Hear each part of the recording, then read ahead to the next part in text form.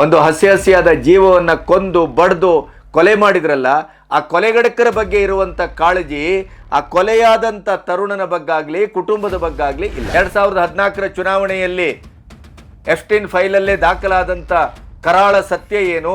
ಕಾಂಗ್ರೆಸ್ಸಿಗರದ್ದು ಕೊಲೆಗಡಕರ ಪರವಾಗಿ ನಿಂತಿದಾರಲ್ಲ ಈ ಜೈ ಭೀಮನ ಚಂದ್ರಶೇಖರ್ ಮತ್ತು ಇವರೆಲ್ಲರೂ, ಅಲ್ಲಿ ಯಾವುದೇ ಸಂಘರ್ಷ ನಡೀತಾ ಇಲ್ಲ. ಹಿಂದೂಗಳು ಒಟ್ಟಾಗಿ ಭಜನೆ ಮಾಡ್ತಾ ಇದ್ದಾರೆ, ಹನುಮಾನ್ ಚಾಲೀಸ ಓದ್ತಾ ಇದ್ದಾರೆ. ಇದನ್ನು ಆಚರಿಸಲಿಕ್ಕೆ ಆಗುದಿಲ್ಲ ಅಂತ ಹೇಳಿ ಕೊಲೆಗಡಕ ಸಮುದಾಯ ಊರನ್ನು ಬಿಟ್ಟು ತೆರಳಿದೆ.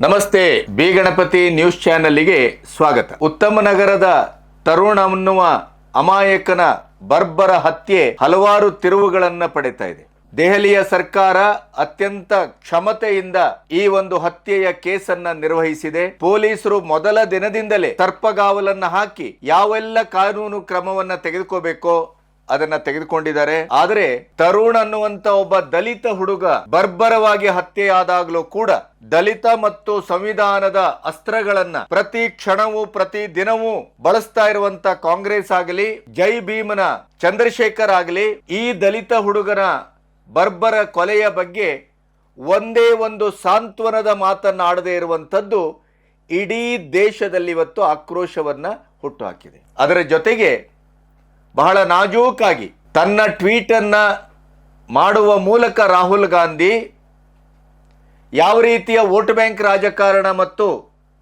ಕ್ಷುದ್ರ ರಾಜಕಾರಣವನ್ನ ಮಾಡಿದ್ದಾರೆ ಅನ್ನೋದಕ್ಕೂ ಕೂಡ ಸಾಕ್ಷ್ಯ ದೊರೆತಿದೆ. ಸಂವಿಧಾನದ ಪುಸ್ತಕವನ್ನ ಹಿಡ್ಕೊಂಡು ತಿರುಗಾಡುವುದು, ದಲಿತಾಸ್ತ್ರವನ್ನ ಬಳಸ್ತಾ ಗೆಲುವಿಗಾಗಿ ಹಂಬಲಿಸುವುದು, ಅಧಿಕಾರದ ರಾಜಕಾರಣಕ್ಕಾಗಿ ಇಡೀ ದೇಶವನ್ನ ಜಾತಿಯ ಆಧಾರದಲ್ಲಿ ಸೆಕ್ಯುಲರಿಸಂ ಅನ್ನುವಂಥ ಘೋಷಣೆ, ಆದರೆ ಕಾರ್ಯತಃ ಮಾಡುವಂಥದ್ದೇನು ಅಂತಂದ್ರೆ ಪ್ರತಿ ಹಂತದಲ್ಲೂ ಜಾತಿ ಜಾತಿ ಜಾತಿ ಅನ್ನುವಂಥ ನೆಲೆಯನ್ನ ತಂದು ಸಂಪೂರ್ಣವಾಗಿ ಸಮಾಜವನ್ನ, ಸಂಸ್ಕೃತಿಯನ್ನ, ಸಮುದಾಯವನ್ನ ಚಿಂದಿ ಚಿತ್ರಾನ್ನ ಮಾಡಿ ತನ್ನ ಬೇಳೆಯನ್ನ ಬೇಯಿಸಿಕೊಳ್ಳುವುದೇ ಕಾಂಗ್ರೆಸ್ಸಿನ ಅಜೆಂಡಾ ಅನ್ನೋದು ಬಹುತೇಕ ಜನರಿಗೆ ಅರ್ಥ ಆಗಿದೆ. ಸೌಂದರ್ಯ ಸ್ಪರ್ಧೆಯಲ್ಲಿ ಬುಡಕಟ್ಟು ಜನಾಂಗದ ಹೆಣ್ಮಗಳಿದ್ದಾರೆಯೇ ಅಂತ ಕೇಳುವಂತ ಇದೇ ರಾಹುಲ್ ಗಾಂಧಿ ಅವರು ಮತ್ತು ಕಾಂಗ್ರೆಸ್ಸಿಗರು ಎಡಚರು ಇಂಡಿ ಕೂಟ ಅದೇ ಬುಡಕಟ್ಟು ಜನಾಂಗದಿಂದ ಬಂದಂಥ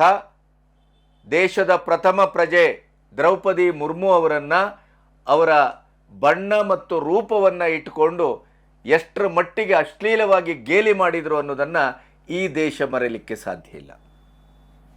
ಅಂದ್ರೆ ಈ ಎರಡು ತಲೆಯ ಹಾವು ಅಂತಾರಲ್ಲ, ಸಮಯ ಸಂದರ್ಭಕ್ಕೆ ತಕ್ಕಾಗಿ ನರೇಟಿವ್ ಅನ್ನ ಸೃಷ್ಟಿ ಮಾಡುವುದು, ಸುಳ್ಳನ್ನ ಹೇಳುವುದು, ಮತ್ತೆ ಇನ್ನಿಲ್ಲದ ಸತ್ಯದ ಮಾರ್ಜಿನ್ನಿಗೂ ಬರದೇ ಇದ್ದಂಥ ಅಪ್ಪಟ ಹಸಿ ಹಸಿ ಸುಳ್ಳುಗಳನ್ನ ಜನರ ತಲೆಯಲ್ಲಿ ಸತ್ಯದ ಮೊಳೆ ಹೊಡೆದಂತೆ ಅದನ್ನ ನಾಟಿಸುವ ಪ್ರಯತ್ನವನ್ನ ಎಫ್ಟೀನ್ ಫೈಲಿಂದ ಹಿಡಿದು ಪ್ರತಿಯೊಂದು ವಿಷಯದಲ್ಲೂ, ಇರಾನ್ ವಾರಲ್ಲಿ, ಗ್ಯಾಸ್ ಟ್ರಬಲಲ್ಲಿ, ಪಾಕಿಸ್ತಾನದ ವಿಷಯದಲ್ಲಿ, ಅಮೆರಿಕದ ಟ್ರಂಪಿನ ವಿಷಯದಲ್ಲಿ ಎಲ್ಲವನ್ನೂ ಕೂಡ ಅಧಿವೇಶನದಿಂದ ಹಿಡಿದು ಸಮಾವೇಶದವರೆಗೆ ಪ್ರತಿಯೊಂದು ಕಡೆಯೂ ಅದನ್ನು ಆ ಸುಳ್ಳನ್ನೇ 100 ಬಾರಿ ಹೇಳಿ ಸತ್ಯವಾಗಿಸುವಂಥ ಒಂದು ವ್ಯರ್ಥ ಪ್ರಯತ್ನವನ್ನು ಕಾಂಗ್ರೆಸ್ಸು ಮತ್ತು ಇಂಡಿ ಕೂಟ ಮಾಡ್ತಾ ಬರ್ತಾ ಇದೆ. ಪ್ರತಿ ಪ್ರಕರಣವನ್ನು ಕೂಲಂಕಷವಾಗಿ ನೀವು ಅರ್ಥ ಮಾಡಿಕೊಂಡ್ರೆ ಇವರ ಇಡೀಯದಾದಂಥ ಒಂದು ಅಧಿಕಾರ ರಾಜಕಾರಣಕ್ಕಾಗಿ ಮಾಡುವಂಥ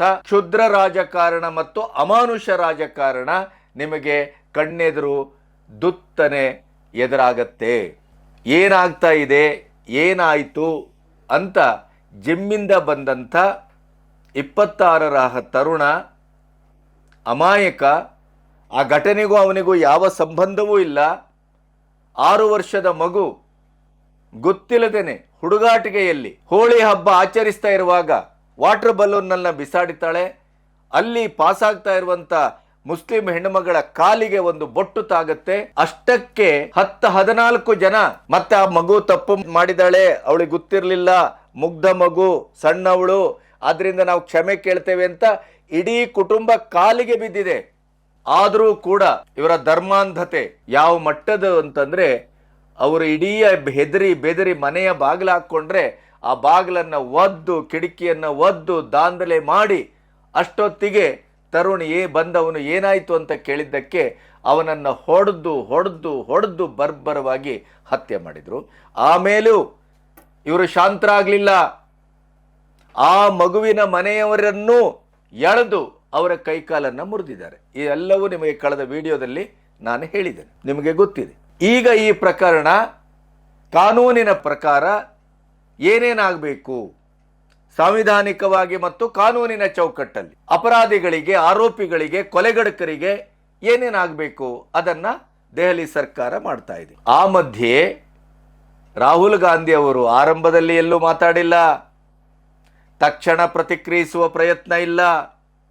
ದಲಿತ ಸಮಾಜದ ಒಬ್ಬ ಹಸಿಯಾಗಿ ಬದುಕಿಗೆ ಮುಖ ಮಾಡಬೇಕಾದಂಥ ಯುವಕನ ಬರ್ಬರ ಹತ್ಯೆಯಾದರೂ ಕೂಡ ದಲಿತ ಕಾರ್ಡನ್ನು ಬಳಸುವಂಥ ಇದೇ ಕಾಂಗ್ರೆಸ್ಸಿನ ಮುಖಂಡರು ಯಾರೂ ಮಾತಾಡಿಲ್ಲ.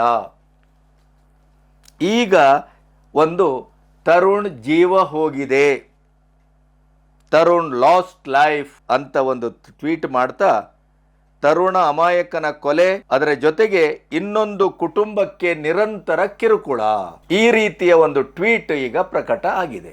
ಇನ್ನೊಂದು ಕುಟುಂಬ ಅಂದ್ರೆ ಯಾವುದು? ತರುಣ್ ಲಾಸ್ಟ್ ಲೈಫ್ ಅಂತಂದ್ರೆ ಏನು? ಜೀವ ಹೋದದ್ದ, ಜೀವ ತೆಗೆದದ್ದ? ಹಾಡು ಹಗಲು ಆ ಇಡೀ ಜನ ಸಮುದಾಯದ ಆ ಜನವಸತಿಯ ಮಧ್ಯೆ ಬಡಿದು ಕೊಲೆ ಮಾಡಿದಾರಲ್ಲ, ಇದಕ್ಕಿಂತ ಇನ್ನೇನು ಬೇಕು ನಿಮಗೆ ಸಾಕ್ಷಿ? ಒಂದು ಮಗು, ಅಮಾಯಕ ಮಗು, ಅದರಲ್ಲೂ ಹಿಂದೂಗಳ ಹಬ್ಬ ಹೋಳಿ, ಉತ್ತರ ಭಾರತದಲ್ಲಿ ಅತ್ಯಂತ ಶ್ರೇಷ್ಠ ಸಂಭ್ರಮ, ಅದು ಹಿಂದೂಗಳಿಗೆ ಬಹಳ ಅಪೂರ್ವವಾದಂಥ ಹಬ್ಬ. ಗೊತ್ತಿದ್ದು ಆ ಮುಸ್ಲಿಂ ಹೆಣ್ಣುಮಗಳು ತಮ್ಮ ಧರ್ಮದ ಪ್ರಕಾರ ಅದು ನಿಷೇಧ, ಹೋಳಿ ಬಣ್ಣ ನಮಗೆ ತಾಗಬಾರದು, ಮಾರಾಟಕ್ಕೆ ದೇವಸ್ಥಾನದ ಎದುರು ಕೂತ್ಕೊಂಡು ಬಣ್ಣವನ್ನು ಮಾರ್ತಾನೆ, ಬದುಕನ್ನು ಮಾರ್ತಾರೆ, ಎಲ್ಲವನ್ನು ಮಾರ್ತಾರೆ, ಅದು ಪ್ರಶ್ನೆ ಬೇರೆ, ಅದೆಲ್ಲದಕ್ಕೂ ಕೊಡ್ಲಿಲ್ಲ. ಇಲ್ಲಿ ಮಾತ್ರ ಒಂದು ಬೊಟ್ಟು ಬಣ್ಣ ತಾಗಬಾರದು, ತಾಗಿದೆ. ಹಿಂದೂಗಳ ಹಬ್ಬ ಹೋಳಿ ಆಚರಣೆ ಆಗ್ತಾ ಇದೆ ಅಂತ ಗೊತ್ತಿದ್ದು ಆ ಹೆಣ್ಣುಮಗಳು ಯಾಕೆ ಬಂದ್ಲು? ಆ ಪ್ರಶ್ನೆಯನ್ನು ಮೂಲಭೂತವಾಗಿ ಯಾರು ಕೇಳ್ತಾ ಇಲ್ಲ. ಪುಣ್ಯಕ್ಕೆ ಕೆಲವು ಮುಸ್ಲಿಂ ಸಮುದಾಯದ ಹೆಣ್ಮಕ್ಕಳು ಮತ್ತು ಯುವಕರು ಕೆಲವರು ಆ ಪ್ರಶ್ನೆಯನ್ನು ಎತ್ತಿದ್ದಾರೆ. ಯಾಕೆ ಬಂದ್ಲವಳು? ಬಂದದ್ದು ತಪ್ಪಲ್ವೇ? ಉದಾಹರಣೆಗೆ ಈಗ ಈದ್ ಮಿಲಾದು ಅಥವಾ ಇನ್ನೊಂದೋ ಬಕ್ರೀದೋ ಆಗ್ತಾ ಇದೆ, ನಮಾಜ್ ನಡೀತಾ ಇದೆ, ಅದರ ಮಧ್ಯೆ ನಾವು ಹಿಂದೂಗಳು ಹೋಗಿ ಅಲ್ಲಿ ಪಟಾಕಿ ಹೊಡೆದ್ರೆ ಅಥವಾ ಇನ್ನೊಂದು ಮಾಡಿದ್ರೆ, ಗಾಳಿಪಟ ಹಾರಿಸಿದ್ರೆ ಆಗತ್ತಾ? ಸರಿನಾ ಅದು? ಇಂಥ ಕಾಮನ್ ಸೆನ್ಸ್ ಇಲ್ಲ ಅಂತಲ್ಲ, ಬೇಕಂತಲೇ ಎಂಟ್ರಿ. ಅಲ್ಲೊಂದು ಗಲಭೆ ಆಗ್ಬೇಕು, ಒಬ್ಬ ಯುವಕನ ಇನ್ನೊಬ್ಬರನ್ನ ಪ್ರಾಣ ತೆಗೆಬೇಕು, ಆ ಮೂಲಕ ಅಲ್ಲಿ ಏನೋ ಉತ್ತಮ್ ನಗರದಿಂದ ಹಿಂದೂಗಳನ್ನ ಓಡಿಸ್ಬೇಕು. ತರುಣ್ನ ತಂದೆ ಹೇಳಿದ್ದಾರೆ, ಇಂಥ ಒಂದು ವ್ಯವಸ್ಥಿತವಾದಂತ ಷಡ್ಯಂತ್ರ ನಡೀತಾ ಇತ್ತು, ನಿಮ್ಮನ್ನ ಏನಾದ್ರೂ ಮಾಡಿ ನಾವು ಇಲ್ಲಿಂದ ಓಡಿಸ್ತೇವೆ ಅಂತ ಅವ್ರು ಹೇಳ್ತಾ ಇದ್ರು ಅನ್ನುವಂತ ಮಾತನ್ನ ಅವರು ಹೇಳಿದ್ದಾರೆ. ಇಂಥ ಘಟನೆ ನಡೆದಿದೆ. ಬಜರಂಗ ದಳ ಅಲ್ಲಿ ಹೋಗಿ ಪ್ರತಿಭಟನೆಯನ್ನ ಮಾಡಿದೆ. ಇವತ್ತಿನವರೆಗೂ ಹಿಂದೂಗಳು ಸಮಾವೇಶವಾಗಿದ್ದಾರೆ, ಪ್ರತಿಭಟನೆ ಮಾಡಿದ್ದಾರೆ. ಈಗಂತೂ ಅಲ್ಲಿ ಭಜನೆ ಮತ್ತು ಸಾಮೂಹಿಕವಾದಂಥ ಹನುಮಾನ್ ಚಾಲಿಸ ಪಠನ ಮಾಡುವಂಥ ಕಾರ್ಯಕ್ರಮ ನಡೀತಾ ಇದೆ. ಆದರೆ ಒಂದೇ ಒಂದು ಮುಸ್ಲಿಂ ಸಮುದಾಯದ ಯಾರಿಗೂ ಕೂಡ ಜೀವ ಬೆದರಿಕೆನೂ ಹಾಕಿಲ್ಲ, ಹತ್ಯೆಯ ಬೆದರಿಕೆನೂ ಹಾಕಿಲ್ಲ, ಯಾರಿಗೂ ಏನನ್ನೂ ತೊಂದರೆ ತಾಪತ್ರಯವನ್ನ ಹಿಂದೂ ಸಮುದಾಯ ಮಾಡಿಲ್ಲ. ಈ ಸಂದರ್ಭದಲ್ಲಿ ನಮ್ಮ ರಾಹುಲ್ ಗಾಂಧಿ ಅವರದು ಒಂದು ಟ್ವೀಟ್ ಹೊರಗೆ ಬಂದಿದೆ. ತರುಣ್ ಲಾಸ್ಟ್ ಲೈಫ್, ತರುಣ್ ಜೀವ ಕಳ್ಕೊಂಡಿದ್ದಾನೆ. ಏನು ಕ್ಯಾನ್ಸರ್ ಬಂದು ಜೀವ ಹೋಯ್ತಾ? ಹಾರ್ಟ್ ಅಟ್ಯಾಕ್ ಆಯ್ತಾ? ಏನಾಯ್ತು? ಹತ್ಯೆ ಕೊಲೆ ಅಂತ ಹೇಳಲಿಕ್ಕಾಗುದಿಲ್ಲ ಅಲ್ಲ? ಆಗ ದಲಿತ ಹುಡುಗನ ನೆನಪಾಗುದಿಲ್ಲ. ಆಗಲೂ ಕೂಡ ಒಂದು ಕುಟುಂಬಕ್ಕೆ ನಿರಂತರ ಕಿರುಕುಳ ಕೊಡಲಾಗ್ತಾ ಇದೆ. ಅದನ್ನು ಬಿಜೆಪಿಗೆ ಬಾಲನ್ನ ಅಂಗಳದಲ್ಲಿ ಹಾಕುವಂತ ರಾಜಕೀಯ. ಕೊಲೆ ಮಾಡಿದವರಿಗೇನು ಸನ್ಮಾನ ಮಾಡಬೇಕೋ, ಮೆರವಣಿಗೆ ಮಾಡಿಸ್ಬೇಕೋ, ಏನ್ ಮಾಡಬೇಕು? ಕೊಲೆಗಡಕರಿಗೆ ಇನ್ನೇನು ಮಾಡಬೇಕು? ಕೊಲೆಗಡಕರ ಅಕ್ರಮ ಕಟ್ಟಡವನ್ನು ನೆಲಸಮ ಮಾಡದೇನೆ ಇನ್ನೇನು ಮಾಡಬೇಕು? ಕೊಲೆಗಡಕರನ್ನ ಬಂಧಿಸಿದೇನೆ ಇನ್ನೇನು ಮಾಡಬೇಕು? ಯಾರು ಕಿರುಕುಳ ಕೊಡ್ತಾ ಇದ್ದಾರೆ? ಕೊಲೆ ಮಾಡಿದವ್ರು ಯಾರು? 78 ವರ್ಷಗಳಿಂದ ಇದೇ ಕೆಲಸ ಅಲ್ಲ? ಎಲ್ಲೆಲ್ಲಿ ಹಿಂದೂಗಳ ಮೇಲೆ ದಾಳಿ ನಡೀತದೋ, 2013ರ ಮುಜಾಫರ್ ನಗರ ದಂಗೆ ಇರಬಹುದು, 2020ರ ಉತ್ತರ ಪೂರ್ವದ ದೆಹಲಿಯ ದಂಗೆ ಇರಬಹುದು, ಹಿಂದೂಗಳನ್ನು ಮಾರಣಾಂತಿಕವಾಗಿ ಕೊಲೆ ಮಾಡಿ ಅವರ ಮೇಲೆ ಹಿಂಸೆ ಮಾಡಿ ಎಲ್ಲವೂ ನಡೆದಂಥ ಇಂಥ ಘಟನೆಯಲ್ಲಿ ಕೊನೆಗೇನು ಮಾಡ್ತೀರಿ? ಸಂತ್ರಸ್ತರು ಯಾರು ಹಿಂದೂ ಸಂತ್ರಸ್ತರನ್ನ ಆರೋಪಿಗಳನ್ನಾಗಿಸುವ, ಕೊಲೆಗಡಕರನ್ನ ಸಂತ್ರಸ್ತರನ್ನಾಗಿಸುವ, ಇದೇ ಕರ್ನಾಟಕದಲ್ಲಿ ಕಾಂಗ್ರೆಸ್ ಸರ್ಕಾರದಲ್ಲಿ ಸುರತ್ಕಲ್ಲಿನ ಕೊಲೆ ಘಟನೆ ಏನಾಯಿತು ನೋಡಿದಿರಿ. ಕೊಲೆ ಮಾಡಿದವರ ಕುಟುಂಬದ ಮನೆಗೆ ಸಚಿವರು ಹೋಗ್ತಾರೆ, ಅಲ್ಲಿ ಅವರಿಗೆ ಪರಿಹಾರವನ್ನು ಕೊಡ್ತಾರೆ. ಕೊಲೆಯಾದಂಥ ಹಿಂದೂ ಹುಡುಗನಿಗೆ ಮೂಸಿ ನೋಡುವವರು ಗತಿಯಿಲ್ಲ. ರಾಗಿಗುಡ್ಡ ಏನಾಯಿತು? ಶಿವಮೊಗ್ಗ ಹುಬ್ಬಳ್ಳಿ ಪೊಲೀಸ್ ಸ್ಟೇಷನ್ ಅನ್ನ ಸುಟ್ಟವರು ಅಮಾಯಕರಾದ್ರಲ್ಲ. ಡಿಜೆಹಳ್ಳಿ ಕೆಜೆಹಳ್ಳಿದೇನಾಯ್ತು? ಇದೇ ತಾನೇ. ಈ ಟ್ವೀಟಿನ ಅರ್ಥ ಏನು? ತರುಣ್ ಹತ್ಯೆ ಆಗಿದ್ದಾನೆ ಅನ್ನೋದನ್ನ ಒಪ್ಪಿಕೊಂಡು ಆ ಕುಟುಂಬದ ಪರವಾಗಿ ನಿಲ್ಲುವ ಅಥವಾ ಆ ಕುಟುಂಬಕ್ಕೆ ಭೇಟಿ ಕೊಡುವ, ಅವರ ಆ ಕೊಲೆಯಾದಂಥ ಆ ಅಸಹಾಯಕ ಅಮಾಯಕ ಕುಟುಂಬವನ್ನು ಸಂತೈಸುವ ಕನಿಷ್ಠ ಮಟ್ಟದ ಕೆಲಸವನ್ನು ಮಾಡಿಲ್ಲ.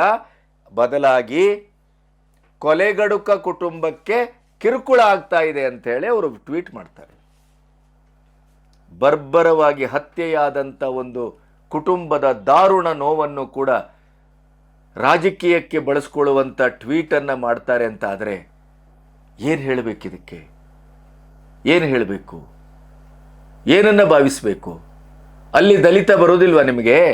ಎಲ್ಲೋಯ್ತು ನಿಮ್ಮ ದಲಿತ ಕಾರ್ಡು? ಎಲ್ಲೋಯ್ತು SST ಕಾರ್ಡು?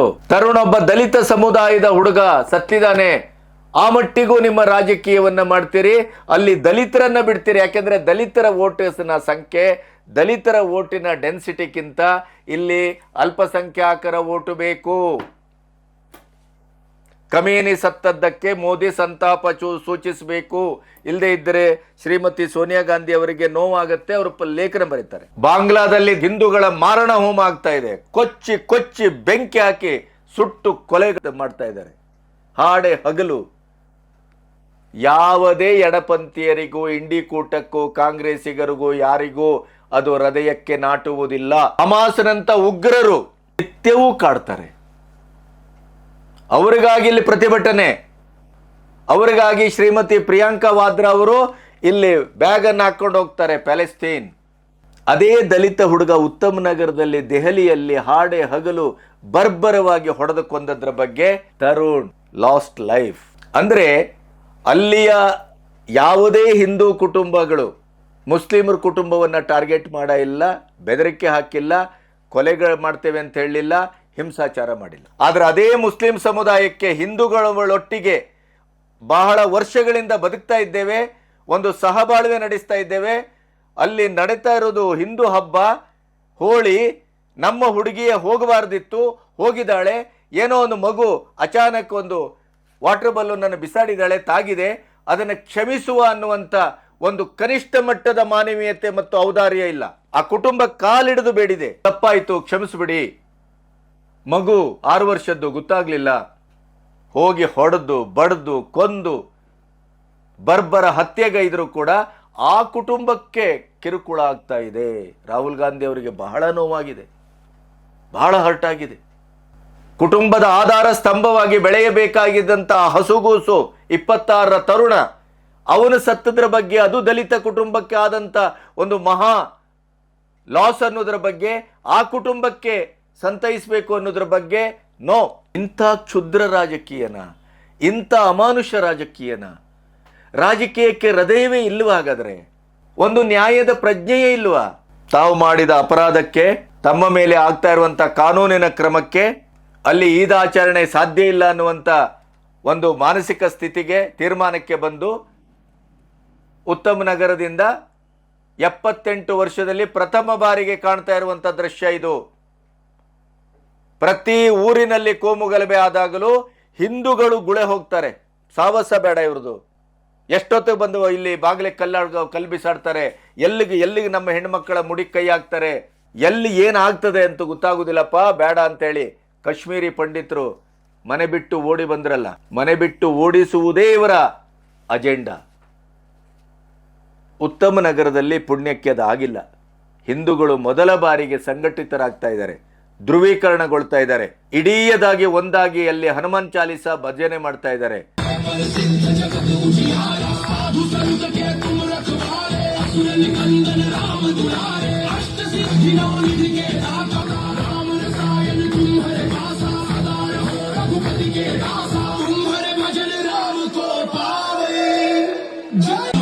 ತರುಣಿನ ಇಡೀ ಕುಟುಂಬದೊಟ್ಟಿಗೆ ನಾವಿದ್ದೇವೆ ಅಂತೇಳಿ ಬಜರಂಗ ದಳ ನಿಂತಿದೆ. ಬಜರಂಗ ದಳ ಫಸ್ಟ್ ಹೇಳಿದ್ದೆ ಅದು. ನ್ಯಾಯದ ಪ್ರಕಾರ, ಕಾನೂನಿನ ಪ್ರಕಾರ, ಸಾಂವಿಧಾನಿಕವಾಗಿ ಕೊಲೆಯಾದ ಕುಟುಂಬಕ್ಕೆ, ಕೊಲೆಯಾದ ತರುಣನಿಗೆ ನ್ಯಾಯ ಸಿಗಬೇಕು. ಕೊಲೆ ಮಾಡಿದವರನ್ನ ನೀವು 24 ಗಂಟೆ ಒಳಗಡೆ ಬಂಧಿಸಬೇಕು. ಇಲ್ಲವಾ ನಿಮಗಾಗುವುದಿಲ್ಲ ಅಂಥೇಳಿ ನಾವು ನೋಡ್ಕೊಳ್ತೇವೆ. ಎಚ್ಚರಿಕೆ ಕೊಟ್ಟರು, ಹಿಂಸೆ ಮಾಡಿಲ್ಲ. ಅವರು ಕೊಲೆ ಮಾಡಿದ್ರು ಅಂತೇಳಿ ಒಂದು ಕೊಲೆಗೆ ಇನ್ನೊಂದು ಕೊಲೆ ಉತ್ತರ ಅಂತೇಳಿ ಹೋಗಲಿಲ್ಲ. ಸಂಯಮದಿಂದ, ತಾಳ್ಮೆಯಿಂದ, ಪ್ರಜಾಸತ್ತಾತ್ಮಕವಾಗಿ ಪ್ರತಿಭಟನೆಯನ್ನು ಮಾಡಿದ್ದಾರೆ. ಇಷ್ಟಾಗಿಯೂ ಕೂಡ ನೀವು ರಾಜಕಾರಣ ಮಾಡಿ, ವೋಟ್ ಬ್ಯಾಂಕ್ ರಾಜಕಾರಣ ಮಾಡಿ, ಆದರೆ ಕನಿಷ್ಠ ಮಟ್ಟದ ಒಂದು ಮಾನವೀಯತೆಯನ್ನಾದರೂ ನೀವು ಪ್ರದರ್ಶನ ಮಾಡಬೇಕೋ ಬೇಡವೋ? ನೀವೇ ಹೇಳುವ ದಲಿತ ಕುಟುಂಬದ ಒಬ್ಬ ತರುಣನ ಕೊಲೆಯಾದಾಗಲೂ ಕೂಡ ನೀವು ದಲಿತನೊಟ್ಟಿಗೆ ನಿಂತಿಲ್ಲ, ಆ ತರುಣನೊಟ್ಟಿಗೆ ನಿಂತಿಲ್ಲ, ಆ ಕುಟುಂಬದೊಟ್ಟಿಗೆ ನಿಂತಿಲ್ಲ. ಕೊನೆಗೂ ಕೊಲೆ ಮಾಡುವುದ ಕೊಲೆಗಡುಕರು ಹಿಂಸಾಚಾರಕ್ಕೆ ಎದ್ನೋ ಬಿದ್ನೋ ಅಂತ ತಾವೇ ಮುಂದೆ ಹೋಗಿ ಒಂದು ಹನಿ ಹೋಳಿಯ ನೀರು ತಾಗಿದ್ದಕ್ಕೆ ಒಬ್ಬ ಅಮಾಯಕ ವ್ಯಕ್ತಿಯವನ್ನೇ ಕೊಲೆ ಮಾಡಿದಂಥವರೊಟ್ಟಿಗೆ ಆ ಕೊಲೆ ಮಾಡಿದ ಕುಟುಂಬಕ್ಕೆ ಕಿರುಕುಳ ಆಗ್ತದೆ ಅಂತೇಳಿ ರಾಜಕೀಯವನ್ನು ಮಾಡ್ತಿರಲ್ಲ. ಇದಕ್ಕೆ ಏನು ಅನ್ನಬೇಕು ಹೇಳಿ? ಏನನ್ನಬೇಕು? ಕಾಂಗ್ರೆಸ್ಸಿಗರಿಗೆ, ಎಡಪಂಥೀಯರಿಗೆ, ಅವರಿಗೆ ವೋಟ್ ಬ್ಯಾಂಕನ್ನು ಬಿಟ್ಟರೆ, ಅಲ್ಪಸಂಖ್ಯಾತರನ್ನು ಪುಸಲಾಯಿಸುವುದನ್ನು ಬಿಟ್ಟರೆ, ದೇ ಆರ್ ಅವರ್ ಬ್ರದರ್ಸ್ ಅಂತೇಳಿ ಪಬ್ಲಿಕ್ಕಲ್ಲೇ ಹೇಳಿ ಹಿಂದೂಗಳ ಮೇಲೆ ಮುಗಿಬೀಳುವುದಕ್ಕೆ ಪ್ರಚೋದನೆಯನ್ನು ಮಾಡೋದು ಬಿಟ್ಟರೆ ಇನ್ನೇನಿದೆ ಹೇಳಿ? ಇನ್ನೇನಿದೆ? ಒಂದು ಸಮುದಾಯದಲ್ಲಿ ಹೇಗೆ ಬದುಕಬೇಕು, ಒಂದು ಸಾಮುದಾಯಿಕ ಬದುಕಲ್ಲಿ ಒಂದು ಸಣ್ಣ ಪುಟ್ಟ ತಪ್ಪುಗಳಾಗ್ತವೆ, ಆ ತಪ್ಪುಗಳನ್ನು ನುಂಗ್ಕೋಬೇಕು, ಸಂಯಮದಿಂದ ವರ್ತಿಸಬೇಕು, ಅದು ಸಹಬಾಳ್ವೆಯ ಮೂಲಭೂತವಾದಂಥ ಕರ್ತವ್ಯ ಅನ್ನುವಂಥ ಒಂದು ಕನಿಷ್ಠ ಪ್ರಜ್ಞೆ ಇಲ್ಲದೇನೆ ಒಂದು ಸಣ್ಣ ಮಗು ಮಾಡಿದ ತಪ್ಪಿಗೆ ಕೂಡ ಕೊಲೆ ಮಾಡುವಂಥ ಒಂದು ಪ್ರತಿಕ್ರಿಯೆಯನ್ನು ತೋರಿಸ್ತದ ಒಂದು ಸಮಾಜ ಅಂತ ಆದರೆ ಅದಕ್ಕೆ ಸಮಾಜದಲ್ಲಿ ಬದುಕುವ ಯೋಗ್ಯತೆ ಇದೆಯಾ ಅಂತ ಕೇಳ್ತೇನೆ ನಾನು. ಅದನ್ನು ಪ್ರಶ್ನಿಸ್ಬೇಕು ತಾನೆ. ಇನ್ನೊಬ್ಬ ಜೈ ಭೀಮ್ ಚಂದ್ರಶೇಖರ್ ಅಂತ ಹೆಸರಿಟ್ಕೊಂಡಿದ್ದಾರೆ. ಮೂಲ ಮುಸ್ಲಿಮರ ದೇಶದ್ರೋಹಿ ಸಂಘಟನೆಯೊಟ್ಟಿಗೆ ಇವರ ನೇರ ಸಂಬಂಧ. ದಲಿತ ಸಮುದಾಯವನ್ನು ದಾರಿ ತಪ್ಪಿಸಿ ಅದನ್ನ ಮತಾಂತರವನ್ನು ಮಾಡಿ ಆ ದಲಿತ ಹೆಸರಿನ ಜೈ ಭೀಮ್ ಹೆಸರಿನ, ಅಂಬೇಡ್ಕರ್ ಹೆಸರಿನ ಮತ್ತು ಅದರ ಹೆಸರಿನ ಕಲರಿನ ಶಾಲನ್ನ ಹೆಗಲಿಗೆ ಸಿಕ್ಕಾಕೊಂಡು ಕನ್ವರ್ಟೆಡ್ ಒಬ್ಬ ಹಿಂದೂ ಮುಸ್ಲಿಂ ಸಮಾಜದಿಂದ ಕನ್ವರ್ಟ್ ಆದಂಥವರು ರಾಜಕೀಯ ಕಾರಣಕ್ಕಾಗಿ, ಧಾರ್ಮಿಕ ಕಾರಣಕ್ಕಾಗಿ, ದೇಶ ಒಡೆಯುವ ಕಾರಣಕ್ಕಾಗಿ ಇವತ್ತು ಜೈ ಭೀಮಿನ ಆ ಒಂದು ಅಜೆಂಡವನ್ನು, ಆ ಒಂದು ನೆಲೆಯನ್ನು ಬಳಸ್ಕೊಂಡು MP ಆದಂಥ ಈ ಚಂದ್ರಶೇಖರ್ ಏನು ಮಾಡ್ತಾರೆ ಅಂತ ಮಾಧ್ಯಮದಲ್ಲಿ ಬರ್ತಾ ಇತ್ತು. ತರುಣ ಕೊಲೆಯಾದಂಥ ಕ್ಷಣದಿಂದ ಬರ್ತಾ ಇತ್ತು. ಏನು ಮಾಡ್ತಾನೆ ಇವನು? ದಲಿತ ಸಮುದಾಯದ ನೇತೃತ್ವ, ನಾನೇ ನಾಯಕ ಅಂತ ಸ್ವಘೋಷಿತ ಈ ಚಂದ್ರಶೇಖರ್ ಜೈ ಭೀಮ್ ಸಂಘಟನೆ ಒಬ್ಬ ದಲಿತನ ಬರ್ಬರ ಹತ್ಯೆಗೆ ಏನು ಪ್ರತಿಕ್ರಿಯಿಸ್ತದೆ ಅಂತಂದ್ರೆ ಕೊನೆಗೂ ಅವರ ನಿಜ ಬಣ್ಣ ಬಯಲಾಯಿತು. ಆ ವಿಡಿಯೋವನ್ನೇ ತೋರಿಸ್ತೇವೆ. ಮುಸ್ಲಿಂ ಸಮುದಾಯ ಕೊಲೆಗಡುಕ ಮುಸ್ಲಿಂ ಸಮುದಾಯದ ಪರವಾಗಿ ನಿಂತರೆ ಹೊರತು ಈ ಚಂದ್ರಶೇಖರ್ ಜೈ ಭೀಮ್ನ ಈ ನಾಯಕ ದಲಿತ ತರುಣನ ಬಗ್ಗೆ, ಅವರ ಪರವಾಗಿ, ಅವರ ಕುಟುಂಬದ ಬಗ್ಗೆ ಕನಿಷ್ಠ ಸಾಂತ್ವನವನ್ನು ಹೇಳಿಲ್ಲ. ಆ ಕೊಲೆಗಡುಕ ಕುಟುಂಬದ ಮನೆಗೆ ಬುಲ್ಡೋಜರ್ ಹಾಕಿದ್ರ ಬಗ್ಗೆ ಆಕ್ರೋಶ ಭರಿತರಾಗಿ ಮಾತಾಡಿದ್ರು. ನೋಡಿ ಅದನ್ನ. जिस तरह से जानबूझ के टारगेट करके मुसलमानों के खिलाफ हिंसा का, और ये हमें बुलडोजर, मैं फिर कहता हूं, पहले दिन से हम लोग बुलडोजर के खिलाफ रहे हैं और बुलडोजर की प्रक्रिया न्याय संगत है नहीं. ನೋಡಿದ್ರಲ್ಲ, ಇವರೆಲ್ಲರ ಉದ್ದೇಶ ಏನು? ನಿಜವಾಗಿಯೂ ದಲಿತ ಸಂವೇದನೆ ಇದೆ ಇವರಿಗೆ. ಒಂದು ಹಸಿಯಾದ ಜೀವವನ್ನ ಕೊಂದು ಬಡ್ದು ಕೊಲೆ ಮಾಡಿದ್ರಲ್ಲ, ಆ ಕೊಲೆಗಡಕರ ಬಗ್ಗೆ ಇರುವಂತ ಕಾಳಜಿ ಆ ಕೊಲೆಯಾದಂತ ತರುಣನ ಬಗ್ಗಾಗ್ಲಿ, ಕುಟುಂಬದ ಬಗ್ಗಾಗ್ಲಿ ಇಲ್ಲ. ಇದನ್ನ ನಾವು ಹೇಳ್ತಾ ಹೋದ್ರೆ ಏನಾಗ್ತದೆ? ಮೋದಿ ಬಕೆಟು ಯದ್ವಾ ತದ್ವಾ ನಮಗೆ ಬೈದು ಪ್ರತಿಕ್ರಿಯಿಸ್ತಾರೆ. ಎಷ್ಟು ಸಾವಿರ ಪ್ರತಿಕ್ರಿಯಿಸ್ರಿ. ಎಫ್ಸ್ಟೈನ್ ಫೈಲು ಮೋದಿ ಅಂತ ಹೇಳುವಂತ ನಿಮ್ಮಂತ ಮೂರ್ಖರಿಗೆ F-10 ಫೈಲಲ್ಲಿ 20 ಬಾರಿ ಬಂದದ್ದು ಯಾರ ಹೆಸರು, 5 ಬಾರಿ ಬಂದದ್ದು ಯಾರ ಹೆಸರು, ನೆಹರುವಿಂದ ಗಾಂಧಿಯಿಂದ ಹಿಡಿದು ಸೋನಿಯಾ ಗಾಂಧಿಯಿಂದ ಹಿಡಿದು ರಾಹುಲ್ ಗಾಂಧಿಯವರೆಗೆ F-10 ಫೈಲಲ್ಲಿ ಯಾರ್ಯಾರು ಇದ್ದಾರೆ, ಏನೇನು ಕತೆ, 2014 ಚುನಾವಣೆಯಲ್ಲಿ F-10 ಫೈಲಲ್ಲೇ ದಾಖಲಾದಂಥ ಕರಾಳ ಸತ್ಯ ಏನು, ಕಾಂಗ್ರೆಸ್ಸಿಗರದ್ದು ದಾಖಲೆ ಇದೆ, ಸೋಷಿಯಲ್ ಮೀಡಿಯಾದಲ್ಲಿ ಓತಪ್ರೋತವಾಗಿ ಬರ್ತಾ ಇದೆ. F-10 ಫೈಲಿಗೂ ಮೋದಿಗೂ ಯಾವ ಸಂಬಂಧವೂ ಇಲ್ಲ. ಇದನ್ನೇ ಹಿಡ್ಕೊಂಡು ಅರೆತಿರಿ. ಮೂರ್ಖ ಶಿಖಾಮಣಿಗಳಿಗೆ ಸತ್ಯದ ಗೋಚರ ಆಗದೇ ಇದ್ದರೆ ಅದು ನಮ್ಮ ತಪ್ಪಲ್ಲ, ಅದು ನಿಮ್ಮ ಮೂರ್ಖತೆಯ ಮತ್ತು ನಿಮ್ಮ ಅಂಧತೆಯ ಸಮಸ್ಯೆ. ಇದಕ್ಕೇನು ಹೇಳ್ತೀರಿ? ರಾಹುಲ್ ಗಾಂಧಿ ಅವರ ಟ್ವೀಟಿಗೆ ಕೊಲೆಗಡಕರ ಪರವಾಗಿ ನಿಂತಿದ್ದಾರಲ್ಲ ಈ ಜೈ ಭೀಮನ ಚಂದ್ರಶೇಖರ್ ಮತ್ತು ಇವರೆಲ್ಲರೂ ಎಡಪಂಥೀಯರು, ಇಂಡಿ ಕೂಟದವರು, ಯಾರು ಹೋದರು ತರುಣ ಮನೆಗೆ, ಯಾರು ಹೋದರು ಸಾಂತ್ವನ ಮಾಡಲಿಕ್ಕೆ? ಅಲ್ಲಿ ಯಾವುದೇ ಸಂಘರ್ಷ ನಡೀತಾ ಇಲ್ಲ. ಹಿಂದೂಗಳು ಒಟ್ಟಾಗಿ ಭಜನೆ ಮಾಡ್ತಾ ಇದ್ದಾರೆ, ಹನುಮಾನ್ ಚಾಲೀಸ ಓದ್ತಾ ಇದ್ದಾರೆ. ಇದನ್ನು ಆಚರಿಸಲಿಕ್ಕೆ ಆಗುವುದಿಲ್ಲ ಅಂತೇಳಿ ಕೊಲೆಗಡಕ ಸಮುದಾಯ ಊರನ್ನು ಬಿಟ್ಟು ತೆರಳಿದೆ. ಆದರೂ ಕೂಡ association for protection of civil rights ಅನ್ನುವ ಮುಸ್ಲಿಂ ಸಂಘಟನೆ ಈದ್ ಸಂದರ್ಭದಲ್ಲಿ ಗಲಾಟೆ ಆಗಬಹುದು ಅಂತ ಕೋರ್ಟ್ಗೆ ಹೋಗಿದೆ. ಕೋರ್ಟ್ ಹೇಳಿತು, ಕಾನೂನಾತ್ಮಕವಾಗಿ ಎಚ್ಚರಿಕೆ ಕ್ರಮವನ್ನು ತೆಗೆದುಕೊಳ್ಳಿ, ಯಾವುದೇ ಹಿಂಸಾಚಾರ ಆಗದೇ ಇದ್ದಾಗೆ ಕಟ್ಟೆಚ್ಚರ ವಹಿಸಿ ಅಂತ ಹೇಳಿತು. ಅದು ನಡೀತಾ ಇದೆ ಫ್ರಮ್ ದ ಡೇ ಒನ್. ಏನೂ ಆಗಿಲ್ಲ. ಅಂದರೆ ಪ್ರೊಪಗಾಂಡವನ್ನು, ನರೇಟಿವನ್ನು ಸೃಷ್ಟಿ ಮಾಡೋದು. ಧಮಕಿ ಹಾಕಿದ್ರು, ಆದ್ದರಿಂದ ಮುಸ್ಲಿಮರೆಲ್ಲ ಓಡೋಗಿದ್ದಾರೆ. ಇಡೀ ದೇಶದಲ್ಲಿ 99% ಹಿಂದೂಗಳ ಮೇಲೆ ಧಮಕಿ ಹಾಕಿ, ಹೊಡೆದು ಬಡ್ದು ಕಲ್ಲೊಡೆದು ಬೆಂಕಿ ಹಾಕಿ, ಹೆಣ್ಮಕ್ಕಳ ಎದೆಗೆ ಮೈಗೆ ಕೈ ಹಾಕಿ ಅವರನ್ನು ಊರು ಬಿಡಿಸ್ತಾ ಇದ್ದಾರಲ್ಲ, ಓಡಿಸ್ತಾ ಇದ್ದಾರಲ್ಲ. ಒಂದು ಓಟು, ಒಂದು ಜನಸಂಖ್ಯೆಯ ಒಂದು ತಲೆ ಜಾಸ್ತಿ ಆದ ತಕ್ಷಣ ದೇವಸ್ಥಾನದಲ್ಲಿ ಭಜನೆ ಮಾಡಬೇಡಿ, ದೇವಸ್ಥಾನದಲ್ಲಿ ಪೂಜೆ ಮಾಡಬೇಡಿ, ಮೆರವಣಿಗೆ ಹೋಗಬೇಡಿ. ಇಲ್ಲಿಯವರೆಗೆ 78 ವರ್ಷದಲ್ಲಿ ಬೀದಿ ಅಂತಿಲ್ಲ, ಗ್ರೌಂಡು ಅಂತಿಲ್ಲ, ರೋಡು ಅಂತಿಲ್ಲ, ಹಿಂದೂಗಳ ಮನೆಯ ಎದುರಿನ ಜಾಗ ಅಂತಿಲ್ಲ, ಎಲ್ಲ ಕಡೆ ನಮಾಜ್ ಮಾಡಿದ್ದೆ. ಅದು ಓಕೆ. ಮಕ್ಕಳು ಓದ್ತಾರೆ, ಹಾರ್ಟ್ ಪೇಷಂಟ್ಗಳಿದ್ದಾರೆ, ವಯಸ್ಕರಿದ್ದಾರೆ, ಏನೂ ಇಲ್ಲ. ದಿನಕ್ಕೆ ಎಷ್ಟು ಸಾರಿ ಬೇಕೋ ಅಷ್ಟು ಸಾರಿ ಬಾಂಗ್ ಹೊಡೆಯುವುದೇ, ಅದೇನು ತೊಂದರೆ ಇಲ್ಲ. ಅದೇ ಊರಿನಲ್ಲಿ ಒಂದು ಮುಸ್ಲಿಂ ಸಮುದಾಯದ ಸಂಖ್ಯೆ ಜಾಸ್ತಿ ಆಗಿ ಅವರು ಬಾಹುಳ್ಯ, ಅವರು ಪಾಪ್ಯುಲೇಷನ್ ಜಾಸ್ತಿ ಆಯಿತು ಅಂದ ತಕ್ಷಣ ಅಲ್ಲಿ ಎಲ್ಲ ಬಾಲಗಳು ಬಿಚ್ಚುತ್ತವೆ. ದೆಹಲಿಯ ಉತ್ತಮ್ ನಗರದ ತರುಣನ ಬರ್ಬರ ಕೊಲೆ ಎಡಪಂಥೀಯರ, ಜೈ ಭೀಮ್ ಸಂಘಟನೆಯ, ಇಂಡಿ ಕೂಟದ ಇವರ ನಿಜವಾದ ಬಣ್ಣ ಹೊರಗೆ ಬಂದಿದೆ. ಈಗಲಾದರೂ ಜನ ಎಚ್ಚೆತ್ತುಕೊಳ್ಬೇಕು, ಈಗಲಾದರೂ ಎಚ್ಚರ ಆಗಬೇಕು. ಸಮಾಜದ ಒಳಗಡೆನೆ ನಿಂತು ದಲಿತರು, ಅಸ್ಪೃಶ್ಯರು, SC/STಗಳು ಅಂತ ಹೇಳಿಕೊಂಡು ರಾಜಕೀಯ ಮಾಡ್ತಾ ವೋಟ್ ಬ್ಯಾಂಕನ್ನು ವೃದ್ಧಿಸಿಕೊಳ್ತಾ ಕೊನೆಗೂ ಅವರಿಗೆ ತೊಂದರೆ ಆದಾಗ ಯಾರು ನಿಲ್ತಾರೆ ಅವರೊಟ್ಟಿಗೆ ಅನ್ನುವಂಥ ಪ್ರಶ್ನೆಗೆ ದೆಹಲಿಯ ಉತ್ತಮ್ ನಗರದ ತರುಣಿನ ಬರ್ಬರ ಹತ್ಯೆ ಖಚಿತವಾದಂಥ ಉತ್ತರವನ್ನು ವರ್ತಮಾನದಲ್ಲಿ ಕೊಟ್ಟಿದೆ. ಅದಕ್ಕೆ ರಾಹುಲ್ ಗಾಂಧಿ ಅವರ ಟ್ವೀಟ್ ಸಾಕ್ಷಿ. ನಮಸ್ತೆ ಪ್ರಿಯರೇ, ಇಲ್ಲೊಂದು ಪ್ರಕಟಣೆ ಇದೆ. ಇದು ನಿರುದ್ಯೋಗಿಗಳಿಗೆ ಒಂದು ದೊಡ್ಡ ಸಿಹಿ ಸುದ್ದಿ ಅಂತ ಭಾವಿಸಿದ್ರೆ ತಪ್ಪಲ್ಲ. ಸುಪ್ರೀಂ ಹೀರೋ ಇವತ್ತು ರಾಜ್ಯಾದ್ಯಂತ ಮಾರುಕಟ್ಟೆಗೆ ಲಭ್ಯವಿರುವಂತ ಪ್ರತಿಷ್ಠಿತ ಆಯಿಲ್ ಕಂಪನಿ. ಈ ಕಂಪನಿಗೆ ರಾಜ್ಯಾದ್ಯಂತ ಡಿಸ್ಟ್ರಿಬ್ಯೂಟರ್ ಬೇಕಾಗಿದ್ದಾರೆ, ವಿತರಕರು ಬೇಕಾಗಿದ್ದಾರೆ. ನೀವು ಸಂಪರ್ಕಿಸಬಹುದು.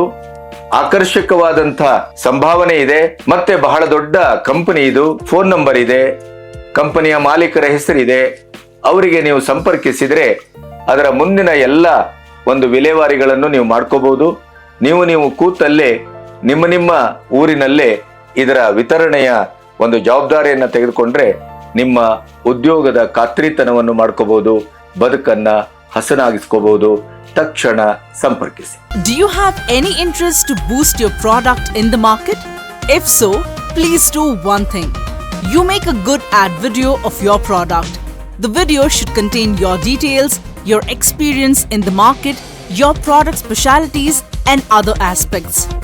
Video should be rich, professional and appealing in all parameters. Then the video reaches every nook and corner and your product will be boosted.